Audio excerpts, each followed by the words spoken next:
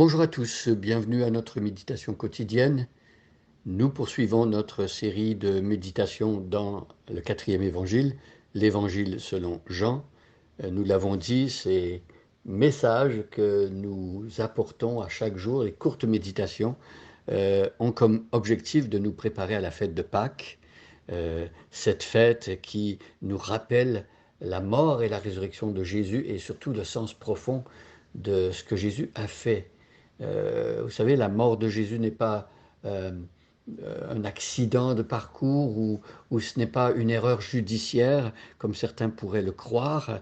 C'est vrai que sa mort est injuste, mais tout était planifié, tout était prévu. C'est Dieu lui-même qui avait voulu que Jésus meure et Jésus avait choisi dès avant la fondation du monde son Christ, son Messie pour qu'il meure euh, pour les péchés des hommes.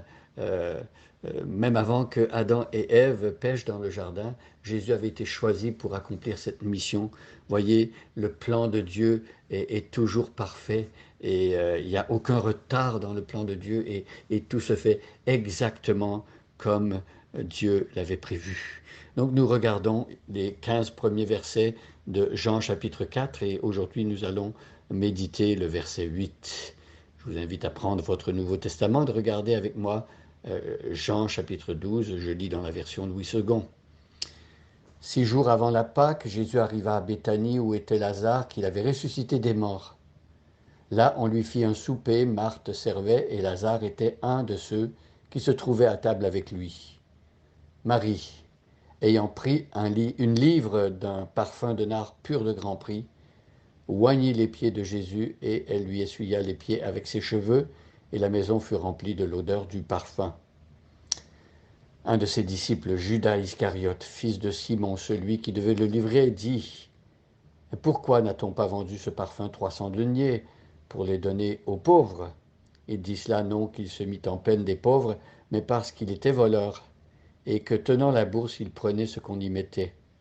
Mais Jésus dit « Laisse-la garder ce parfum pour le jour de ma sépulture.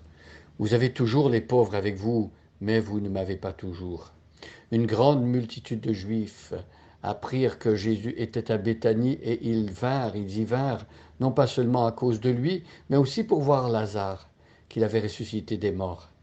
Les principaux sacrificateurs délibérèrent de faire mourir aussi Lazare, parce que beaucoup de Juifs se retiraient d'eux à cause de lui et croyaient en Jésus.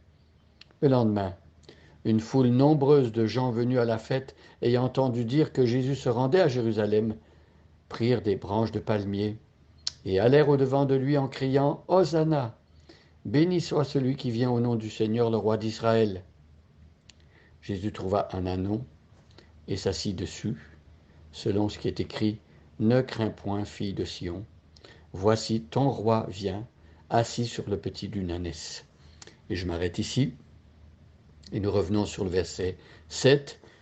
Nous nous souvenons que Judas avait donné l'apparence d'être très préoccupé par le fait que le parfum était gaspillé sur les pieds de Jésus. Il feignait de s'inquiéter du sort des pauvres, mais on a vu que Judas, en fait, n'était pas inquiet du tout du sort des pauvres. Il était lui-même très, très attaché à l'argent. Et il a même vendu son maître pour 30 cycles d'argent et il volait dans les caisses des disciples de Jésus l'argent qui était mis là-dedans. Et donc lui, il aurait voulu que cette somme importante d'argent, 300 deniers, soit mis dans les coffres pour qu'il puisse aller se servir ensuite. Mais Jésus est intervenu, on l'a vu hier, et Jésus a dit, non, ce qu'elle a fait, ce n'est pas répréhensible. Euh, Jésus ne la gronde pas, Jésus ne dit pas que c'est mauvais, elle n'a pas gaspillé, au contraire, elle a fait la bonne chose, la chose qu'il fallait faire. Lorsque quelqu'un meurt, on veut embaumer le corps avec les meilleurs parfums et l'honneur qu'on va donner au corps d'une personne chère qui nous est enlevée montre à quel point on est attaché à cette personne. Eh bien, ce que Marie a fait à l'égard de Jésus nous montre qu'elle était très attachée à lui. Elle l'aimait et Jésus le sait. Et Jésus applaudit, et Jésus, loin de la critiquer, célèbre ce qu'elle a fait. Marie devient une sorte d'exemple pour nous, exemple de ce qu'un vrai adorateur devrait faire. Donc, verset 7, laisse-la garder ce parfum pour le jour de ma sépulture. On avait vu aussi que Jésus savait très bien ce qui allait se passer à moins d'une semaine du moment où il parle avec Judas. Il explique chez Lazare et Marie ce qui se passe avec le parfum. Eh bien, quelques jours après, Jésus va aller à la croix. Il va mourir et Jésus l'annonce d'avance. Ce sont des paroles prophétiques.